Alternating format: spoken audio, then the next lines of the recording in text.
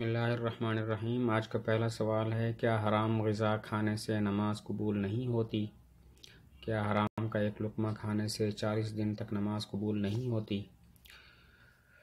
اس کا جواب یہ ہے کہ حدیث شریف میں آتا ہے، جو حرام لقمہ اپنے پیٹ میں ڈالتا ہے تو اللہ تعالیٰ 40 دن تک اس کا عمل قبول نہیں کرتے۔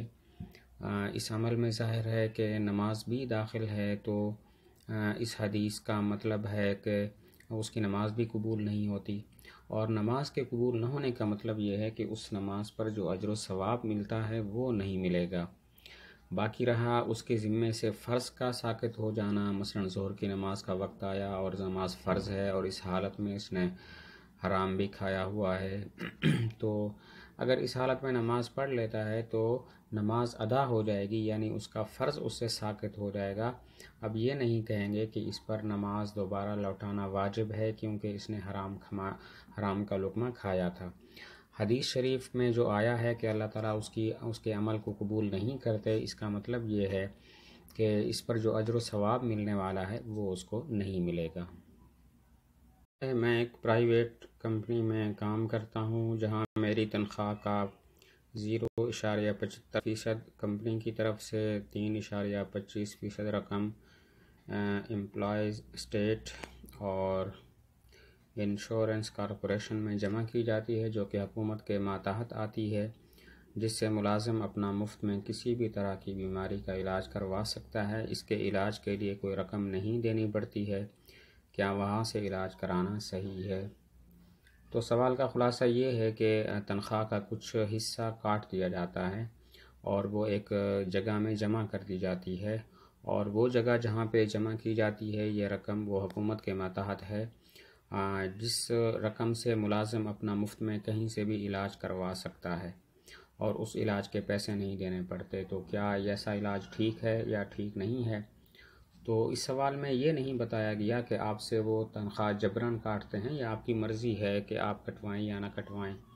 بہرحال اگر وہ جبراً کاٹتے ہیں، آپ کی مرضی کا اس میں کوئی دخل نہیں ہے، تو پھر آپ ان پیسوں سے مفت علاج کروا سکتے ہیں۔ اگلا سوال ہے، میں مسجد مدرسہ کے لیے IT سپورٹ تکنیکی کام کاج میں تعاون کے طور پر کام کر رہا ہوں۔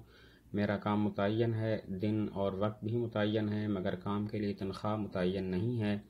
مدرسہ والوں نے مجھے بتایا کہ یہ مدرسہ چندہ پر چلتا ہے، اس لیے تمہاری تنخواہ متعین نہیں کی گئی ہے، تم بغیر متعین کے ہی تنخواہ لو۔ میں ہر مہینہ 10,000 روپے کا مطالبہ کرتا ہوں، براہ کرم اس بارے میں میری رہنمائی فرمائیں۔ سوال کا خلاصہ یہ ہے کہ میں IT کے طور پر IT اسپیشلسٹ کے طور پر ایک ادارے میں کام کرتا ہوں۔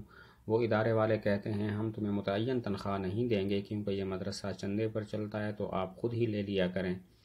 تو یہ کہ فرماتے ہیں کہ میں خود ہی 10,000 روپے ان سے تنخواہ لے لیتا ہوں، تو کیا یہ ٹھیک ہے؟ جواب یہ ہے کہ اس طرح کا معاملہ ٹھیک نہیں ہے۔ آپ ان سے بات کریں، ان کو کہیں کہ میری تنخواہ متعین کریں۔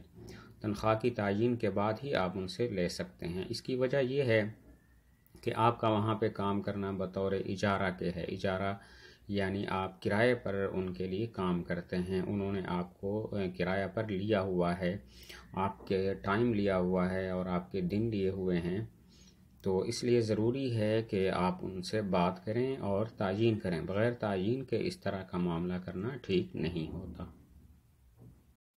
اگلا سوال ہے کہ ہمارے یہاں ایک 70 سالہ پرانی مسجد ہے جو اچھی حالت میں نہیں ہے اور فوری طور پر اس کی تعمیر نو کی ضرورت ہے، اور اس مقصد سے حکومت پیسہ دینے کے لیے بھی تیار ہے، مگر کچھ مقامی لوگ یہ کہہ کر مخالفت کر رہے ہیں کہ ہم سرکاری تعاون نہیں کر سکتے ہیں۔ براہ کرم اس بارے میں ہماری رہنمائی فرمائیں۔ سوال کا خلاصہ یہ ہے کہ ایک پرانی مسجد ہے، اس کی حالت اچھی نہیں ہے، اس کی تعمیر نو کی ضرورت ہے، تو کیا ہم سرکار سے، حکومت سے تعاون لے سکتے ہیں؟ جبکہ وہ تعاون دینے کے لیے تیار بھی ہے، جبکہ کچھ لوگ کہتے ہیں نہیں، تعاون نہیں لینا چاہیے۔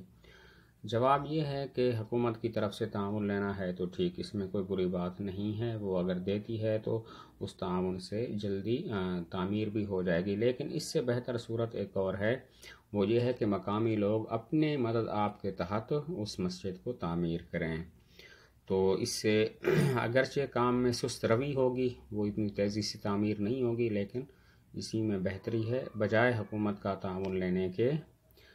یہ دین کا کام ہے، اس دین کے کام میں اپنی مدد آپ کے تحت معاملات آگے بڑھنے چاہیے۔